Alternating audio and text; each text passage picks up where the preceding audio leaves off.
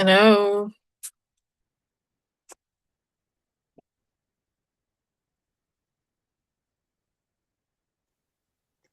Can you hear me okay? Yes, Ah, bien. welcome.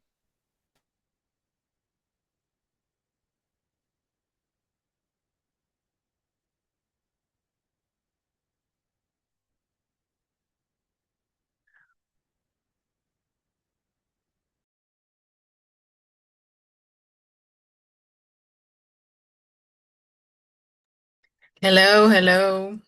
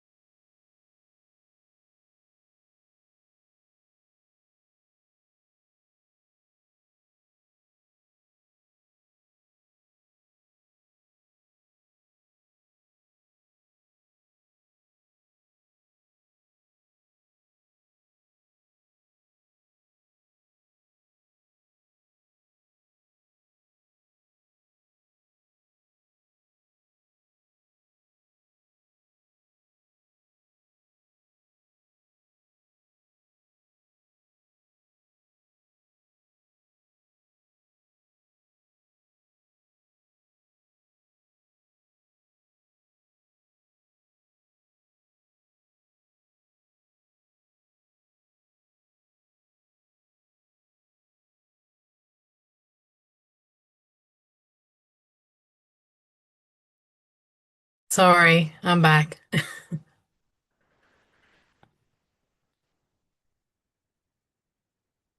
Okay, let's wait 3 more minutes and then we will start.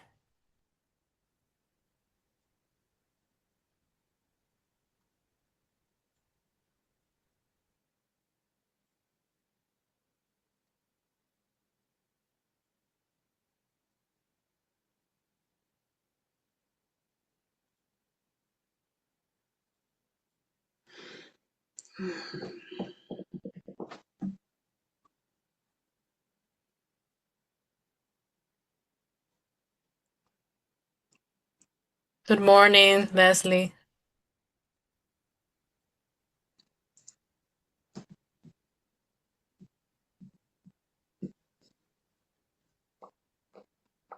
Angie, did you put me as the host?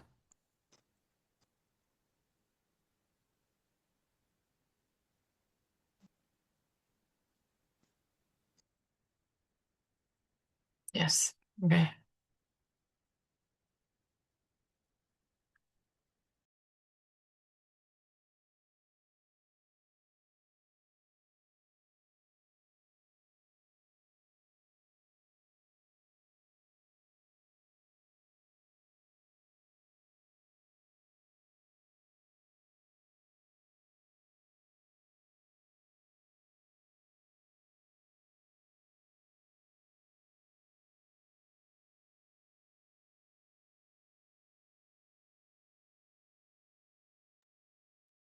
Hello, Natasha, Sharon. Buenos días. Welcome. Buen día.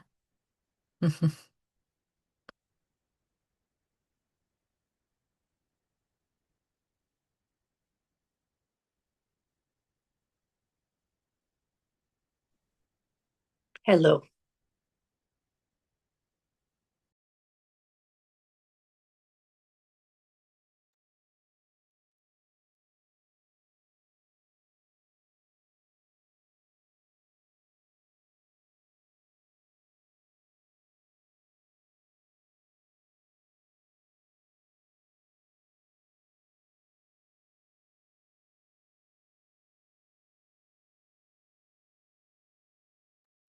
Okay, we will start and the others just will join. I want to see some faces. I only see black space around myself. So help me with that so I feel warm. Thank you. Thank you. Now I feel better. Okay, so let's start this workshop. Welcome to the ones that is your first time, and I'm very excited for this one. Let's share the screen. Can you see the screen? Yes? Okay. Welcome to Memories from the Kitchen Table. This is a workshop where we create live here with some exercises. And also, I'm going to explain some things about this topic and how this relates to writing, because I think it's quite interesting how much they have in common, like the process of cooking and the interaction and the experience as for writing as well. So, I want to start with this phrase that says, like, writing and cooking begin the same way, with raw ingredients and feelings. Like that expectation when we are going to start cooking or when we are about to start creating, like all those feelings, all those emotions, and how we connect with other people through writing and through the food that we have around us. And it's important to know, like, something essential from these two areas, like writing and cookie, is like they both transform this material into an experience, because when you eat, you are living like an experience throughout your body and your senses and everything around you. And the same with writing. If you don't provoke something in your readers, then there's nothing happening there. Even if you have an amazing text, an amazing word, if someone is not feeling something through your text, then even if it's bad, uncomfortable, or joy, then nothing is happening. The same with food. Even the food we love and the food we don't love is like we still remember, like, oh, I hate that type of food, or I love this type of food. So when we are talking about food, this awakens like memory, emotional part, cultural identity. Like each country has their own food, and how food helps to communicate with other people, and how food can get together people in the same room. That's also very important. So it's like through that we can place many emotions like shame, desire, loneliness, control, freedom. Like it's not only food itself, but what it represents through the writing experience and how we can create with that using how we felt and what this means for our bodies and our creation.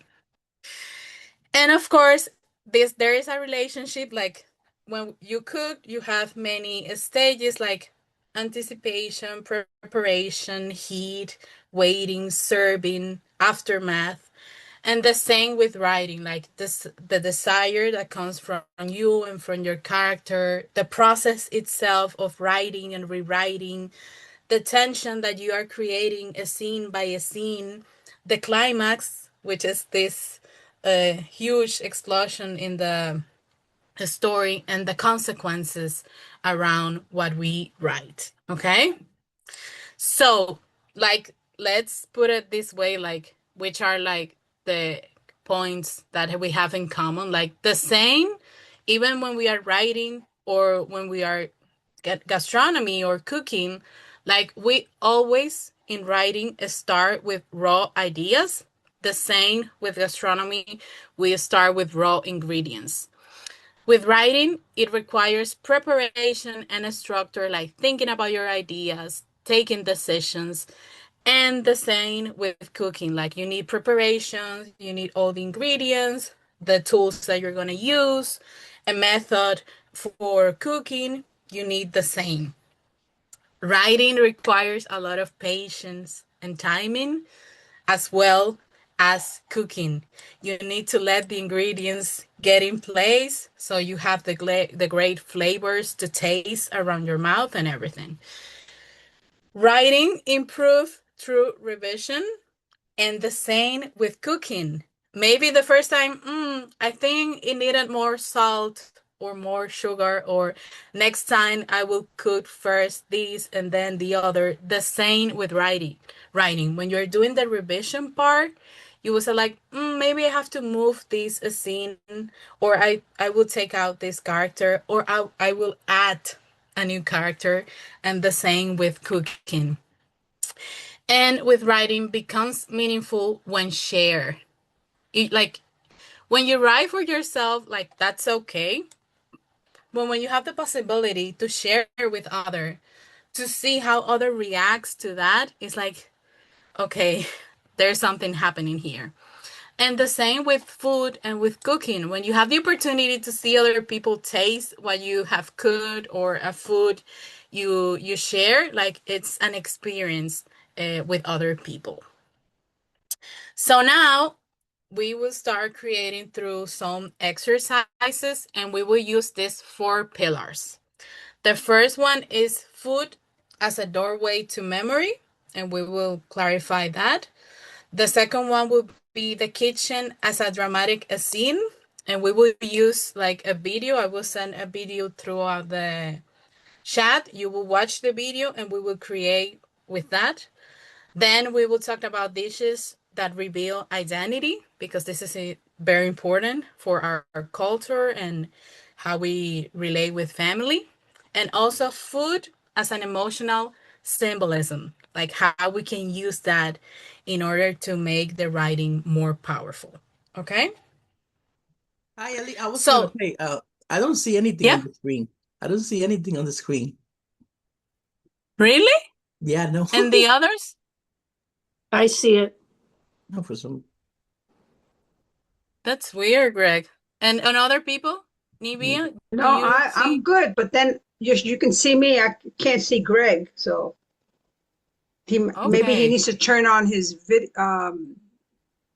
so he can be seen.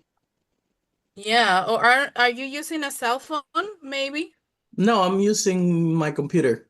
It's just the my computer is old, and when I put on the camera, it goes it destroys the Yeah. whole Maybe if you go out of gallery mode, if gallery. you it sometimes if I'm in gallery mode, then I can't see what's on the screen.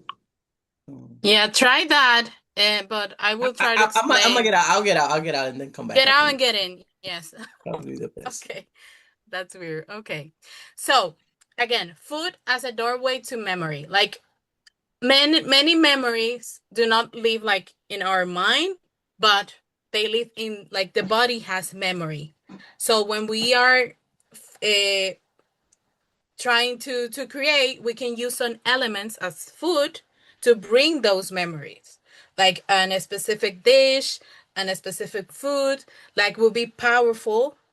What brings that to you and what you can use. You don't have to always use everything for creating, but what, like maybe it's a feeling, maybe is a specific detail of a memory, maybe it's a character that will come to your mind through that food, and then you will use it for the creation. So the first exercise that we will do is like you will think of a food that can instantly take you back to childhood. Something that you eat a lot when you were little, or that your mother made, or whoever you live with, that takes you to that moment. And then you will write a scene where that food appears, and without explaining directly everything, we can understand something important about your family without saying, oh, my family is so kind or is so lovely.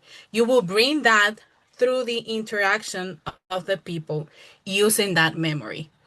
You don't have to write the exact memory. You can take maybe the dish, maybe the characters, maybe the feeling, and you can, it's like a very open exercise. Okay. So I'm going to put the timer.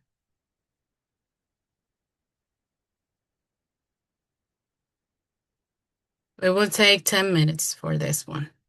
Allow whatever needs to come and happen with this exercise to happen.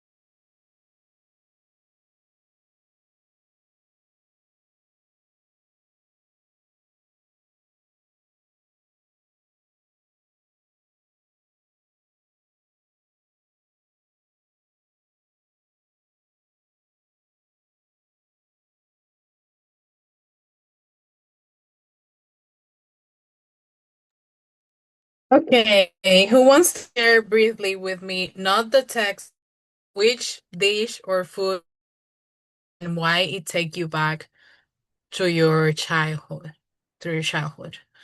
Who wants to tell me? I Like, I want can. to listen. Okay, go ahead. Well, let me get back on. The first thing I thought of was pasteles because we make that once a year. That was it, around the holidays, and it's also around my birthday time, so it was very special to me, and Which that's type why of pasteles? Which type? pasteles, Puerto Rican. Oh, okay, So okay. it's like, Thank, yeah, just remembering the smell and the beginning of making the tocino, and mm, my mother would always give us just a little bit, just a taste, just to, get us going. But we weren't allowed to touch anything, So by the time they had that's it all, because it takes interesting. hours to make. By the time we got it together, we were already sleeping and everything, and they had to wake us up so we can get our little pastel. But I anyway, love it. Thank you. Thank you for sharing. And when I listen to other like um who wants to share also.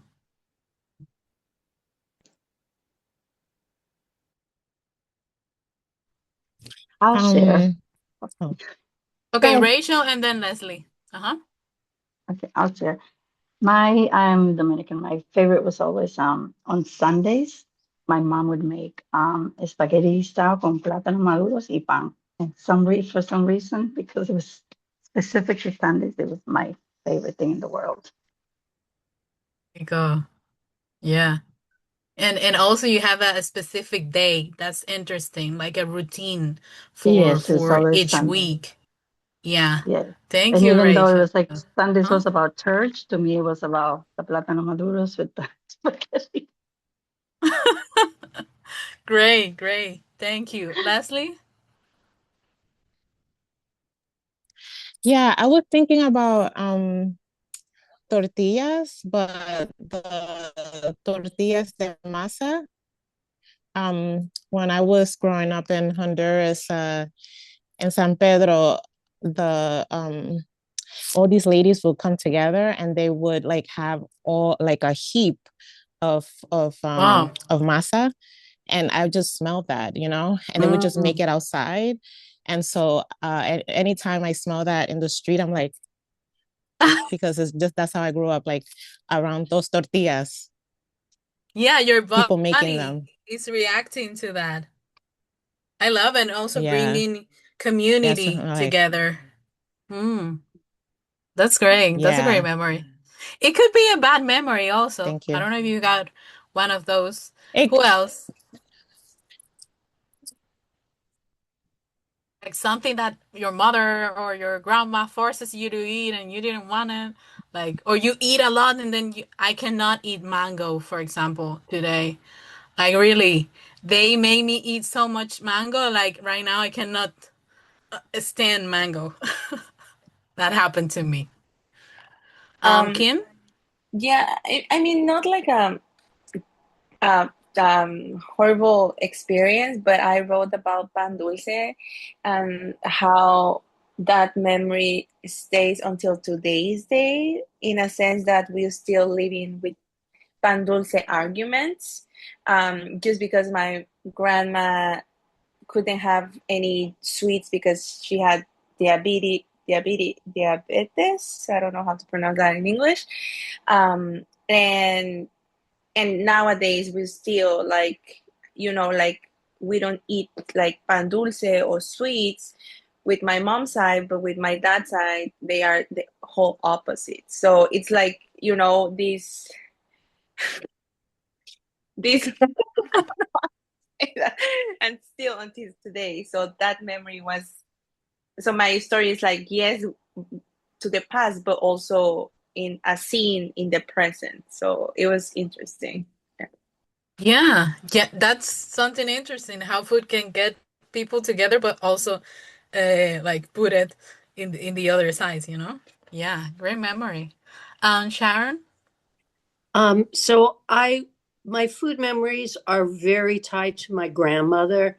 And she was always cooking, and she always had a pot of soup every day present. And she would make the chicken soup with the chicken feet in it, and then something called the belly button of the chicken, which I don't even know what it was, but my sisters ate that, and I ate the chicken feet because that had that delicious little fatty section. And even when we met her in the city, because we were in New Jersey and she was in Brooklyn, she would come with soup that we would bring home. And the other thing I remember is that her apartment was always warm, even in the middle of Mm. winter with the windows open, because she was constantly cooking. And then my final memory was when I lived too far away, I was grown up, I was in graduate school in Michigan. She she couldn't send me soup, but she had these cookies that she also prepared. And because she couldn't read or write in English, my grandfather would write it, but his English was not perfect, but it would be to my dearest darling granddaughter, all written phonetically, completely not real English spelling. And that was very heartwarming. Wow, that's lovely. Wow, Yeah. I love this So can I sharing. say about the belly button on the chicken? You know what Yeah. that really was? It's the butt. What? It's the butt. The little tail Oh, and that's the butt. okay. She just called it the belly button, but I Right. didn't really Sometimes it's better not to know. know. Wow, I love those stories. I will definitely do a second part of this worship because this has a lot to grow with. Okay, we will continue to the next exercise, but yes, like food can bring a lot of things to people, like family, like tradition, like a lot of things to our memory, and I think that's beautiful for to create. So let's continue to the other exercise. So now we will talk about like how the kitchen can be like a dramatic setting for an scene. Like, and a kitchen is not only a room, it could be a place like where secrets are shared, routine, silence, like any type of different situations can happen. So what we will do for this exercise, I'm going to share with you two links in the chat. You will watch it individually, and after you watch those two videos, you are going to take from those videos like whatever, a character, the emotional energy, the atmosphere, a gesture, a line, a dialogue, whatever you took from those videos, and then you will write your own scene between two characters in a kitchen while preparing food, and one of them wants to say something important to the other, and we will bring that tension to the room. Okay, let me share first the videos. Okay, to the chat. One moment.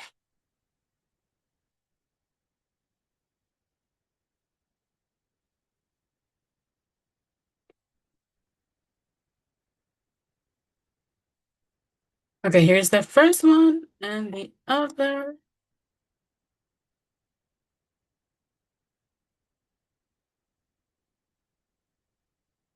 Okay. So first watch these, and then I'll well, I can share the screen also. Let me share. Okay.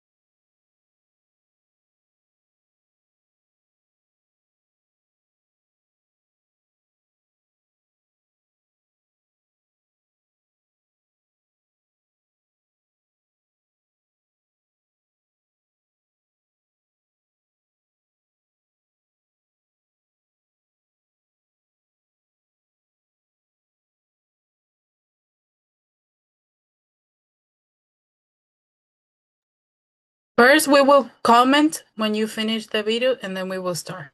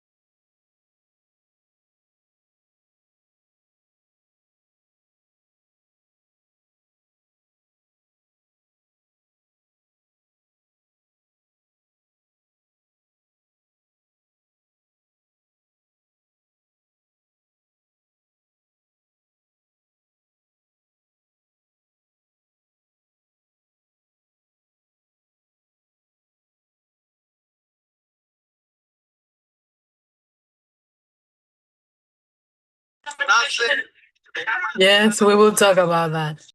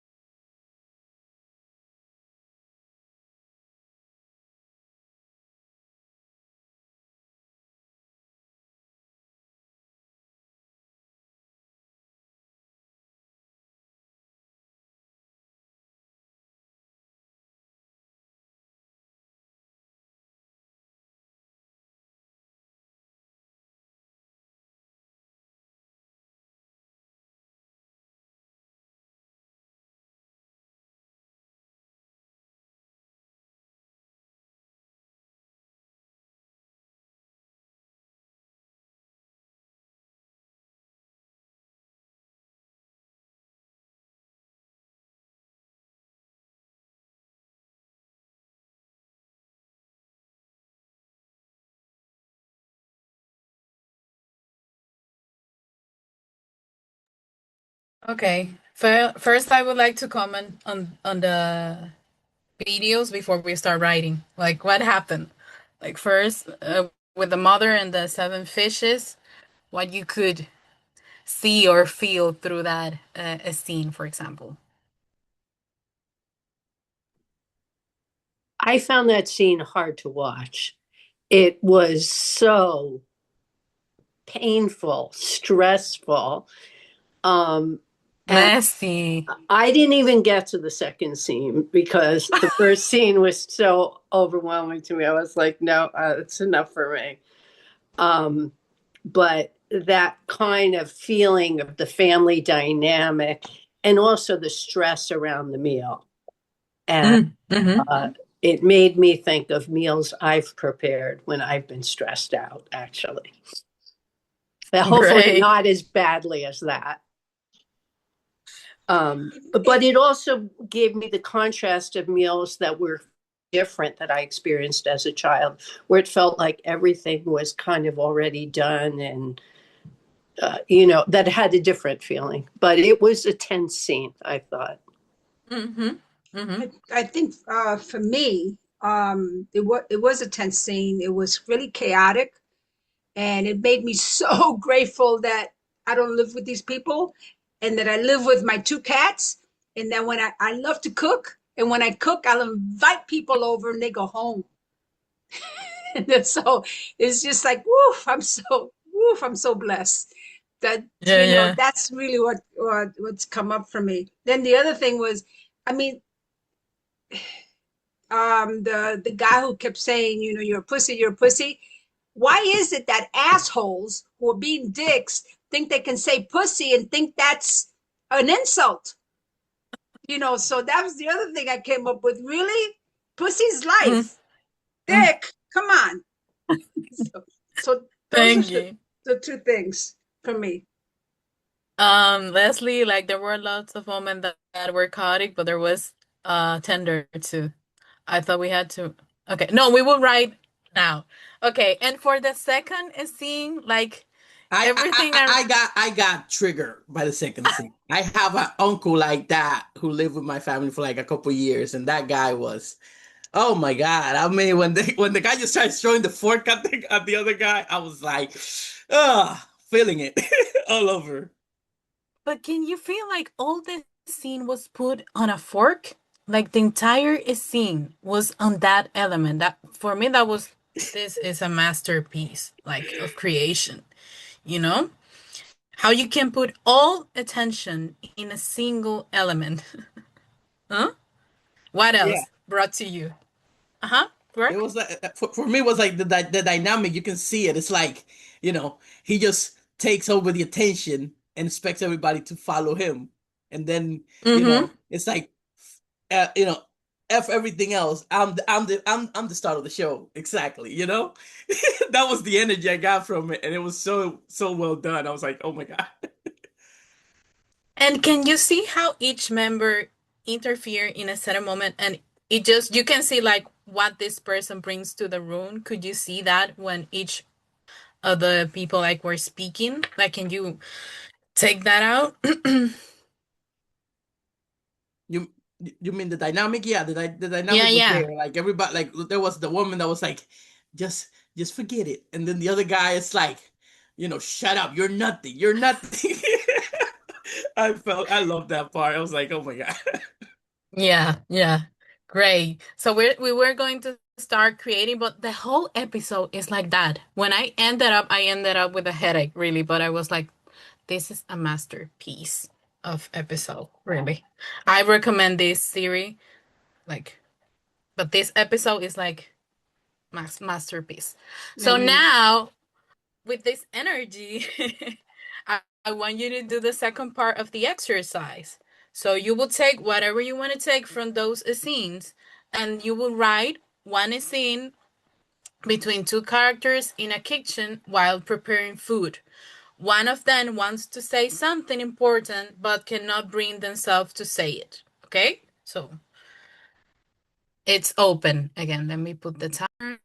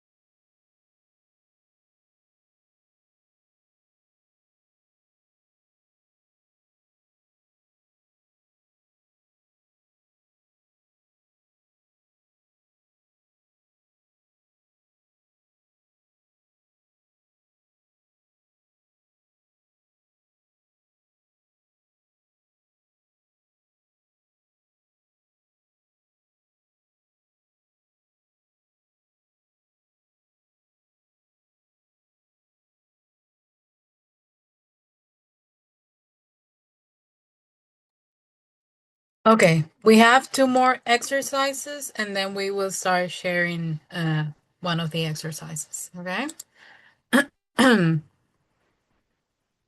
Was it the first one? Okay, it's okay. Remember, this is free writing. Like, let whatever needs to come out to come out. Okay. So the next pillar is dishes that reveal identity, like what we eat, of course, says something about where we come from, what we value, what we lost, what we inherited, like nostalgia, pride, adaptation, migration, like all of that can come only from a specific dish. So that's what we are going to explore. And I want you to create a character through their relationship with one specific dish. You can come back to the memory that you had, or you can create a new one. It doesn't have to be you, but you can use that. And you don't have to describe the character physically, like reveal them only through how they cook or how they serve the meal or how they eat. You can take one of those and create the scene. Like maybe it's the character eating, and based on how he eats, we know how is this person. Or based on how he cooked, like the woman with the seven dishes, we can know a lot about this character without telling anything. Or maybe serving the food, like the plates, the table. You can play around with that. Okay?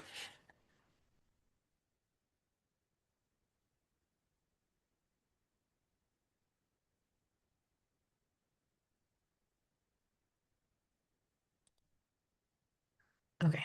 I'll start the timer.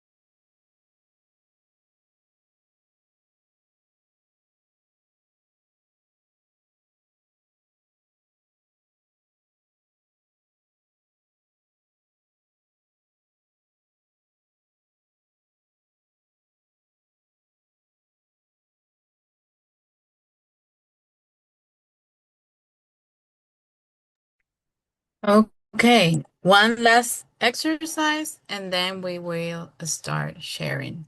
So, the last pillar is food as emotional symbolism.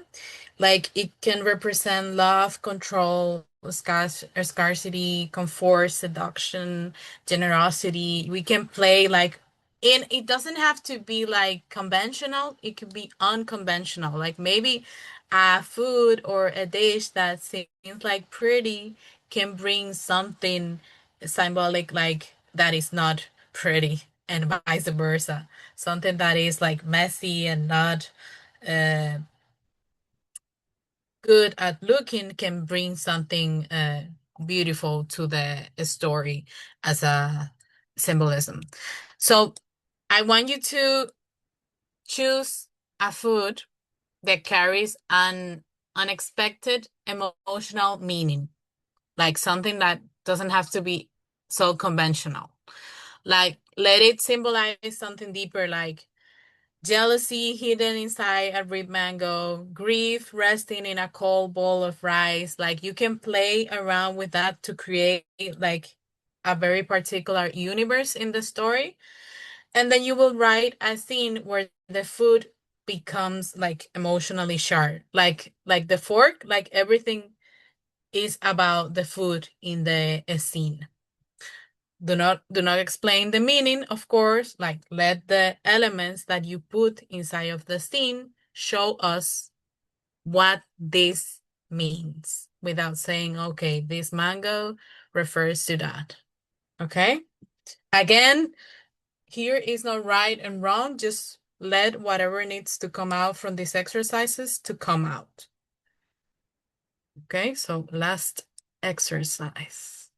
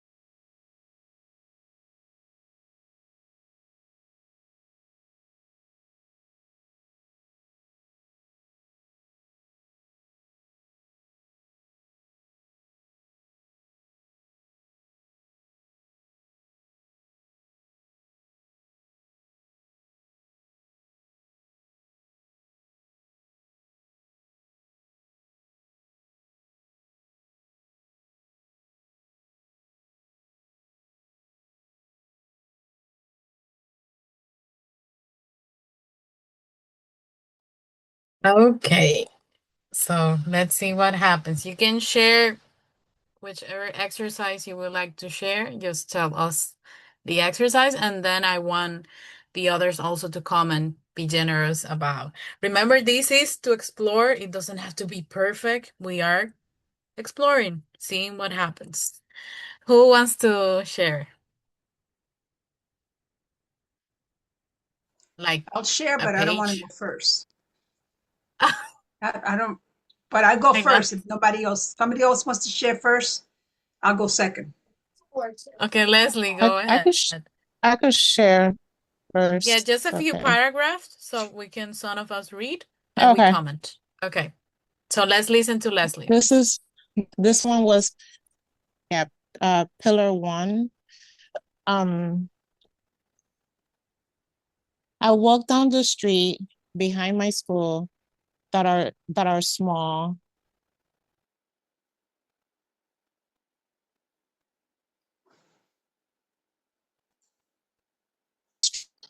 Oh, she freeze. Get out all night. Oh, can you hear me now? Yeah, and now can you repeat? I could repeat it. I'm sorry. I'm in a little cafe, that's why. It's Um, okay. Go ahead. behind my school that are small, alley-like, and dirty. I imagine drunk people stumbling by these streets after a movie, drinking out all night.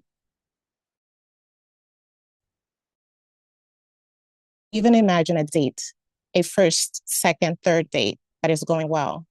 The fourth one is planned. That is a sign I was told one is for one and is I used to Leslie, and short dress. we cannot hear you properly. Oh, it's okay. It's okay. I think I'm Oh, gonna I'll stop. Yeah. okay. Let's try another person and then we go back. Maybe if you turn off the I'll go. camera. Okay. I'll go second. Nivea, yeah? Yeah. Oh, I picked the last one. Food becomes emotionally charged. Don't explain its meaning. Let the symbolism lead to action, atmosphere, and tension. So I wrote, every October, Cape Cod's Oyster Festival attracts more and all types of people, especially those in the life. The vendors offer all kinds of oysters and clams. Everything is fresh, clean, and ready for the eat. For oyster lovers, this festival is nirvana.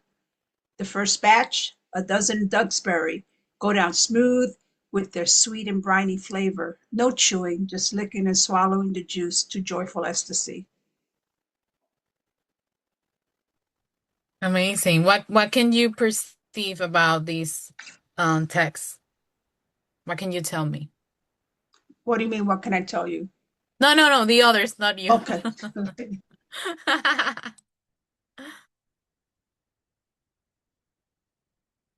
Makes me hungry, delicious sounding. Yeah, there is like an atmosphere that we can already sense that something is beginning to happen. What else? What get in your mind? The atmosphere, yeah, there's a lot of atmosphere throughout the senses and the descriptions that we can see. Like, definitely this can be an opening for something, and I think it's interesting that you keep exploring that. Okay? Thank you. I Another, also, oh, I uh-huh. was just going to say, I also liked, I wasn't quite sure what she meant, but when she said, especially for people in the life, that made me really wonder, okay, who are the people in the life? How does she know them? Which life is she referring to? Is she referring to the life of the oysters, or is she referring to a different part of life? So that really intrigued me and made me really interested. Okay. Can I say if you know the term, you know the term. You know what it means. If you don't know it, then So That is brings that in the questions. drug? Is that a drug term? no, not at all. Oh, It's a okay. life. Somebody in the life. But yeah. I mean, you But really that's want to know? amazing. Do you want to know what it is? Somebody who's lesbian. Oh, Okay, okay. now everything makes sense, right? Well, that's Anna, what it sweet and really briny conveyed flavor, no was chewing, that it just was. licking and swallowing. Come on. Yeah, see, I didn't get that, but I got the sensuousness of the scene, Thank you. and I got the feeling that this was a little club. But I didn't know what the club was, but I could tell it was a club. And even as somebody who didn't understand the phrase, I got that feel of this is special to certain people. And I don't know who they are, but I'm intrigued by them. Okay. Thank you. And that's interesting because sometimes we can write to someone specifically and that person will get, but other readers won't get it. So we need, like, maybe if it's not going to be specifically for them, we need more information so they can get in the universe. Okay. So that's interesting what just happened. Okay. Other, Kim, go ahead. Yeah, I can share. Okay. Um, Which Café exercise? the last one. Okay. Café de olla. In Mexico, café de olla is unique for its sweet yet bitter flavor, like all the visits I have made since I moved to the United States. The heavenly drink awakens spirits, but be careful, it's not just a coffee and cinnamon. It has a secret, Grandma used to say. Esa bebida celestial despierta espíritus, pero cuidado, no es solo café y canela. Tiene un secreto, decía la abuela. ¿Cuál es el secreto? El secreto se lo llevó la abuela. El secreto se lo llevó la abuela. El secreto se lo llevó la abuela. El secreto se lo llevó la abuela. Grandma took the secret with her when I was 15. That's quite interesting. What do you think about this? And just to make sure, because I mean, how can I turn my camera? Oh, so that's how I wrote it. I don't know if you can see it, but Yeah. so I highlight different Yeah. paragraphs, and I try to do that Okay. with my voice. I hope it Yeah, no, works. it came through. It Yeah. definitely came through. It's very poetic. That's the thing I got. It's very Exactly. poetic, and it came through how you were performing it, because it's a performance piece, actually. Yes.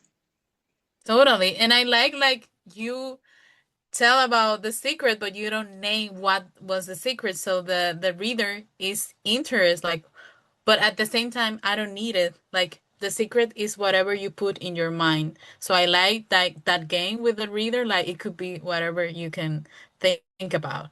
Like we don't have to know. Sometimes we explain too much when we write, and we don't need as much as we think to enjoy something and to live through something. So thank you for that. Someone else? I wonder what the secret is, but we don't have to know exactly for sure. We can just make it out.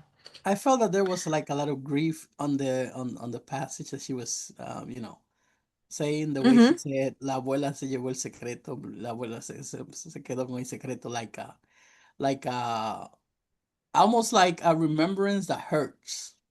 It's like Yeah. remembering and it hurts because it has Mm-hmm. that element of Nostalgia. nostalgia, Mm-hmm. yeah. And that feeling like I won't have that coffee again or something like that. I agree. Yeah. Someone else who wants to read? Rachel, Sharon, Rosalie, Greg? Okay, I'll read. Rachel? Okay. Yes.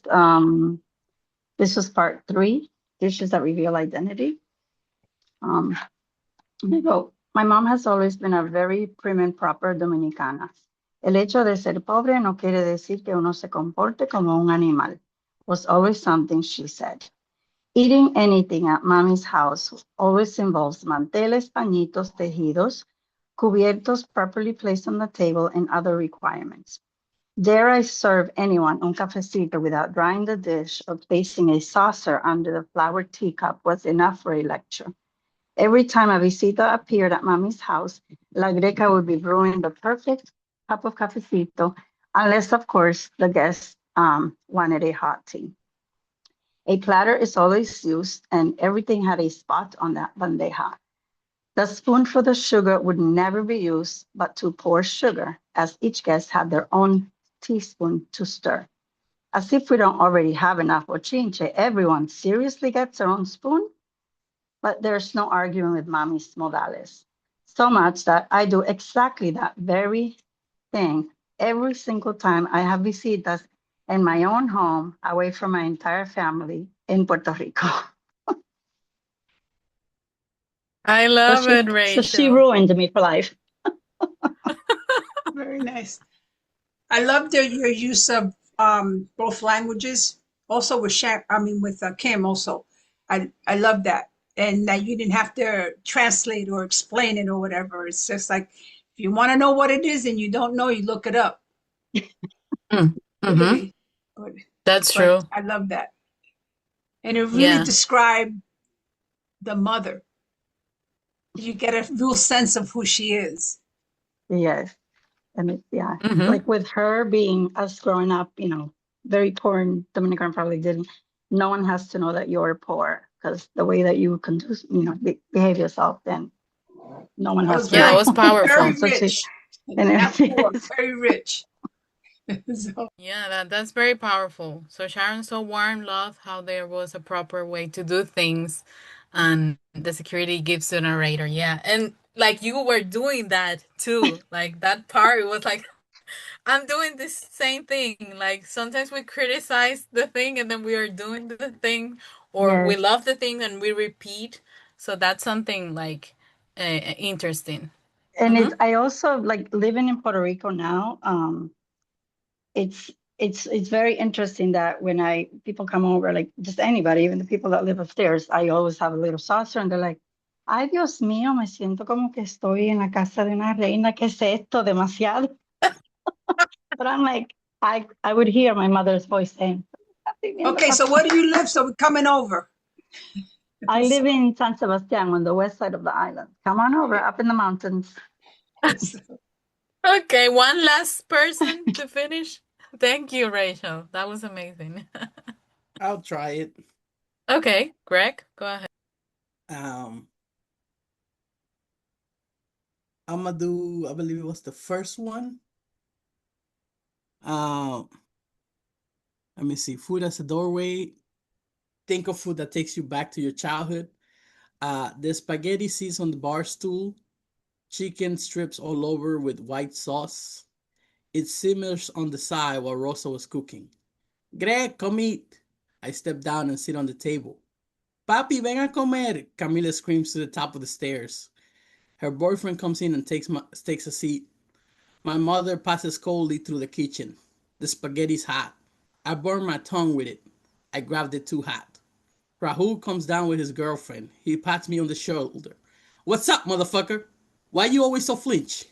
Nothing, I said. Nothing, I pitched. I'm just a fucking pussy, he says. What's wrong with you, Raul?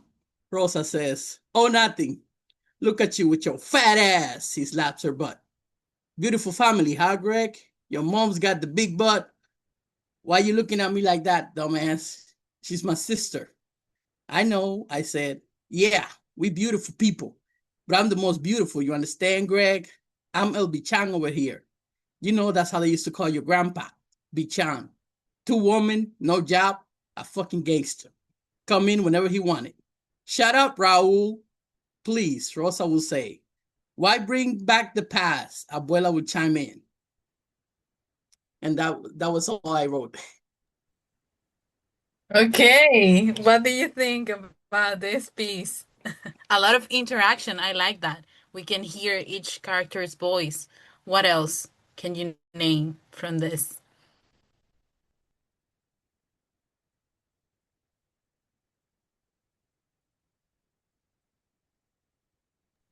I think the dialogue Kim? just brought it to life. The dialogue just brought it to life, and like it gave each character, like you said, a voice. So it's very easy to like follow him. I want more. Exactly. I want more exactly. The sequence of actions, the intervention of each character. Like you can see what each member can bring to the table. Yeah, yeah. Amazing. Okay, thank you guys. This was great. I love it. I love what you bring to the room and I hope you start creating for from there. I mean, I definitely this is a door that we need to keep exploring. So thank you so much.